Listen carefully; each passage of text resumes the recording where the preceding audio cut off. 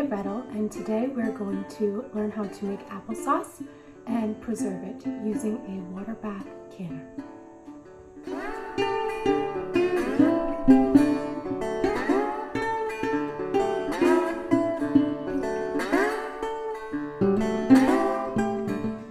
Okay, I have everything laid out here that you will need for this.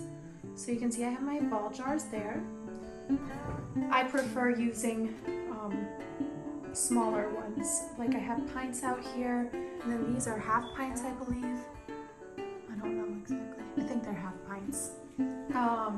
I have a big stock pot, and I have a strainer. I have sugar. I have honey.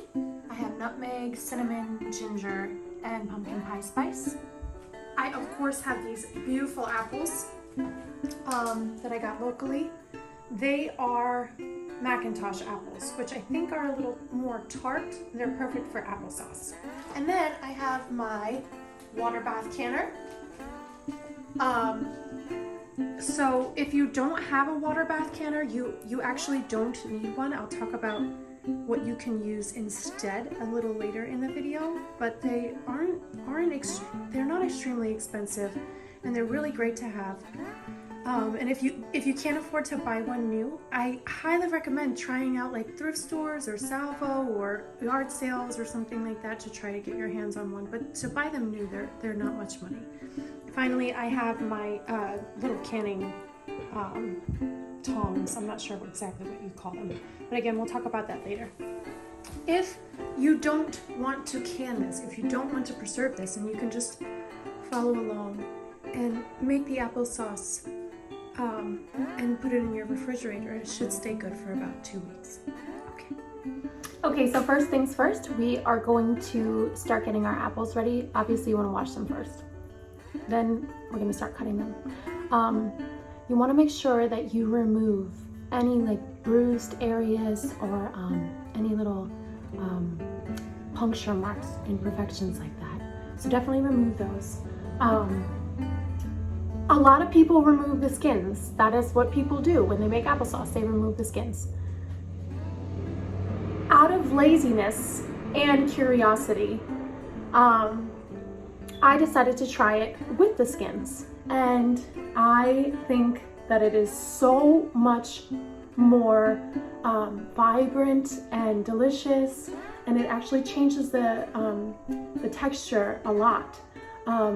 What you'll find is that the applesauce is much richer, and it has almost a velvety consistency, whereas regular applesauce has a little bit of a grainy feeling to it. This does not. So I leave the skins on. Like I said, I just remove any little bruises or puncture marks or imperfections, and I leave them on. I also started doing this not only out of laziness, but because I always thought that all of the nutrients were in the skin. So I thought to myself, well, isn't this more healthy to leave the skins on?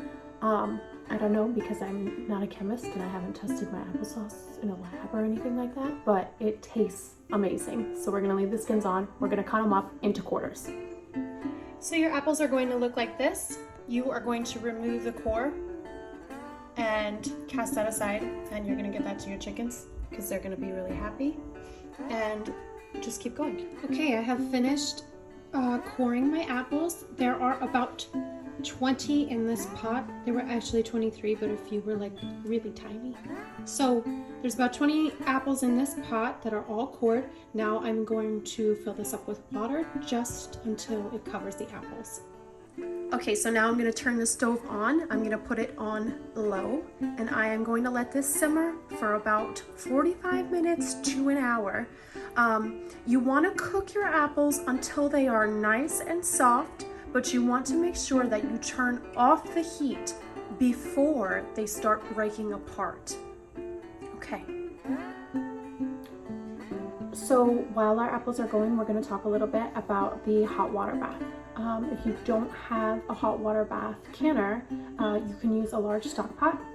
You will need one of these. This is just a cooling rack that I use for pies and and stuff like that. So you can actually put this in the bottom of your stock pot, and we'll talk about that again a little bit later. But instead of using the hot water bath canner, like I said, you can use one of these. You fill up your clean stock pot with water and you use that in place. One of the most important things when it comes to canning is making sure that your jars are sterilized so that no bacteria can grow in them. So generally speaking, I wash them with soap and water. Even if they're brand new, you wash them with soap and water. And then you can set your oven to 150 or 200 degrees. And put a baking sheet in your oven and just stand all your jars up inside of there without the lids, and let those sit for like a half an hour, and that will sterilize them. You just want to make sure with canning that it can be scary, especially when you first get started, but it's not scary. There is nothing to be afraid of. And as long as your jars are clean, as long as you are giving everything a hot water bath for as long as you need to for that specific thing, then you have nothing to worry about. But again, put them in your oven. Another thing that you can do if you have a dishwasher is just run them in the dishwasher on your sterilized setting. We don't have a dishwasher because our house is 200 years old, but I'm hoping soon we will.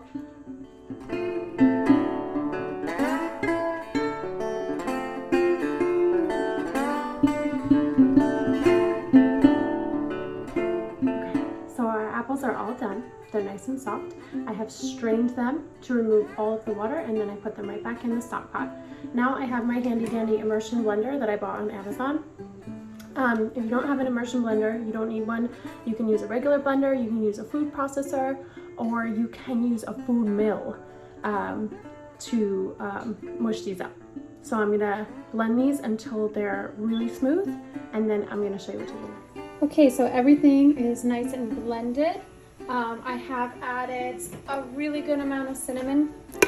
Everything is to taste, so that's really your own preference. I can't tell you how much to add. I would say at least a tablespoon of cinnamon. I've added a half a cup of sugar and a quarter cup of brown sugar. I've added a little bit of pumpkin pie spice and a touch of ginger. And just go ahead and play around with that. This is the consistency that you want.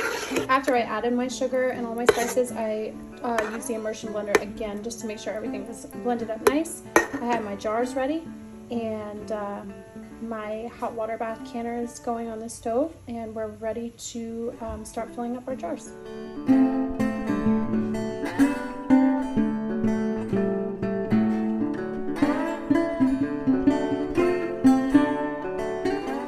So my jars are clean, they're filled up, so I'm putting on my lids.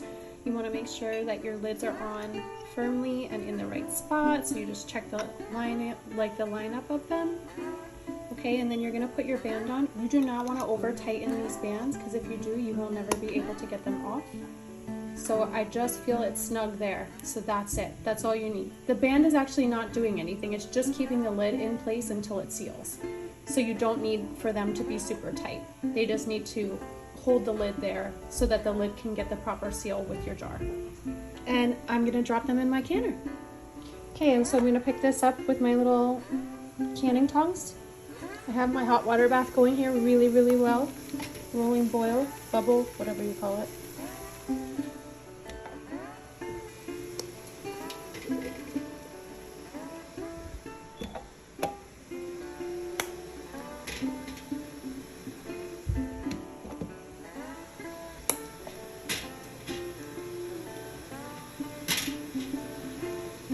So your lids should be covered.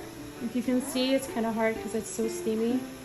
But you can see they're completely covered. I'm going to set my timer for 20 minutes.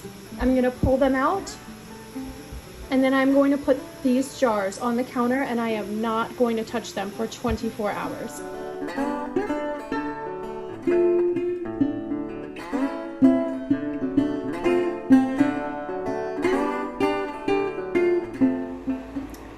Okay, so I pull my jars out. It's been 20 minutes, and I put them on the counter where no one is going to be able to touch them.